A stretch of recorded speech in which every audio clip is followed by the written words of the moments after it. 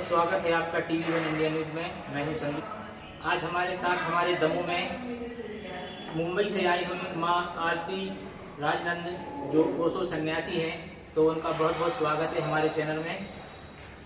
हमें बताइए, आपका बहुत बहुत स्वागत है हमारे इस चैनल पर।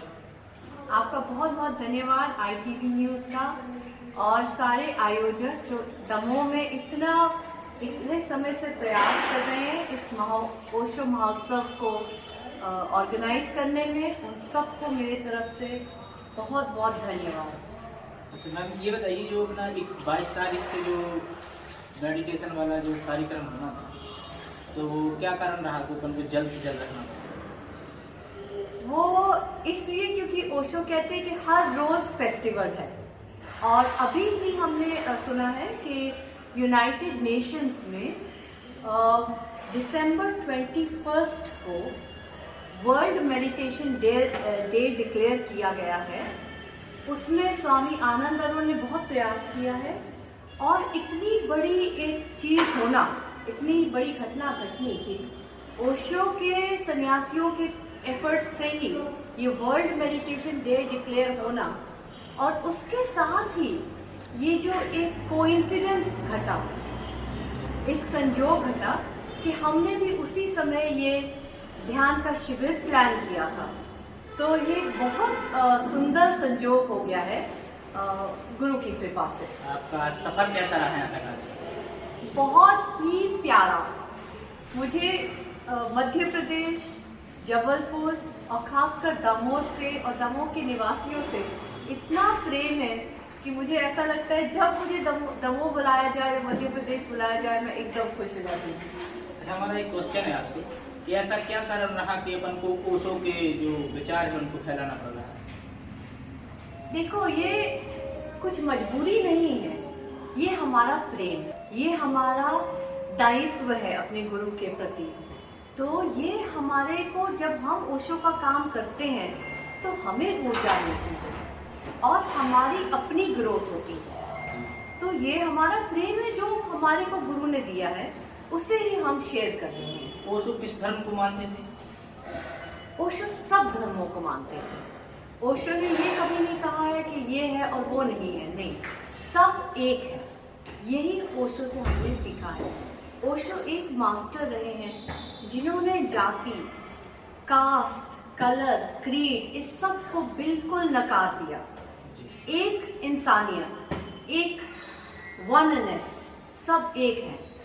कोई ये नहीं कि ये इस जाति का, ये या उस क्रीड का, वैसा नहीं है, सब एक है। ओशो के विचारों में कुछ तो ऐसी चीजें निकल कर आती हैं जो लोगों को समझने के लिए बेबस करती हैं, और जब उनके सारांश पर जाते हैं तो उनको एक बहुत ही बड़ा आनंद की अनुभूति होती है, ज्ञान की अनुभूति होती है। जो मैम जी ने बताया, ये काफी सराहनीय काम है उनका। तो मेरा तीसरा क्वेश्चन ये था कि ओशो जी के जो विचार थे लोगों को काफी डिफिकल्ट लगते हैं, समझ में नहीं आता क्या है, तो उसको अपने जीवन में वो कैसे उतारे? मुझे तो आज तक उनका कुछ भी डिफिकल्ट नहीं लगा।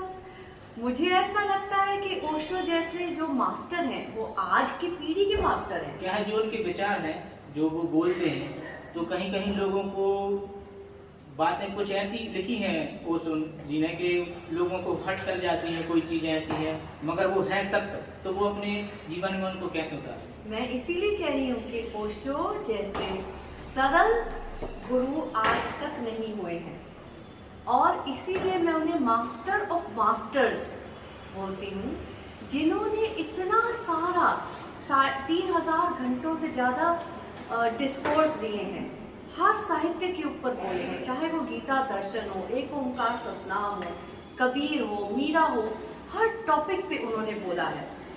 अब वो सुनने वाले के ऊपर है कि वो क्या सुनना चाहता है और वो क्या समझना चाहता है, उसकी दृष्टिकोण क्या है। क्योंकि ओशो एक कुएं की आवाज है। उस कुएं में अगर आप जो भी आवाज करें, आपको वहां से वही जवाब मिलेगा। तो जिसके मन में जो चीज भरी हुई हो उसको वही मिलेगा। ओशो के विचारों को अपने जीवन में कैसे उतारें? ओशो को जिया जा सकता है। ओशो को हर लम्हा अगर आपके जीवन में प्रेम आ रहा हो, जो भी है, अगर ओशो से हम सीखते हैं कि गुस्सा भी नहीं दबाना है। गुस्सा भी लोग कहते हैं बहुत बुराई नहीं, ओशो के दृष्टिकोण में गुस्सा भी एक एनर्जी है, एक ऊर्जा है। उसको अगर हम इस तरीके से घुमाएं तो गुस्सा भी करुणा हो जाती है। डिप्रेशन भी एंगर है, सर पर खड़े हुए। तो ओशो ने हमें सिखाया है कि कैसे जो हमारे नकारात्मक इमोशंस हैं, जो हमारे अंदर गुस्सा, जेलसी, अहंकार, ये सब जो भरा हुआ है, कैसे इन्हें मेडिटेशन करके, डायनामिक मेडिटेशन करके, कुंडलिनी मेडिटेशन करके, नटराज मेडिटेशन करके, कैसे हम इन सब इमोशंस को जो हमारे लिए नकारात्मक है उन्हें रिलीज कर सकते हैं और सकारात्मकता से हम अपने आप को भर सकते हैं। ओशो के बताए हुए मार्ग पर चलकर हम मोक्ष को कैसे प्राप्त कर सकते? ओशो के बताए हुए मार्ग पर हमें हर रोज ध्यान करना है, हर रोज प्रवचन सुनने हैं। मोक्ष को हमारा गोल नहीं है। ओशो ने कहा कि जीवन एक गोल नहीं है, एक जर्नी है। तो उस जर्नी को हमने एंजॉय करना है। गोल तो जब आना है आएगा, लेकिन उस जगह पहुंचने के लिए हम हर रोज अपने जीवन में कितनी सेलिब्रेशन, कितना उत्सव ला रहे हैं अपने जीवन, कितना आनंद आ रहा है। हम काम कर रहे हैं तो उसमें कितनी टोटलिटी से घुस रहे हैं, वो ओशो ने हमें सिखाया। लगी होना। लास्ट क्वेश्चन है हमारा कि ओशो के जो सन्यासी हैं वो हर वक्त खुश रहते हैं, तो इसका मेन कारण क्या है?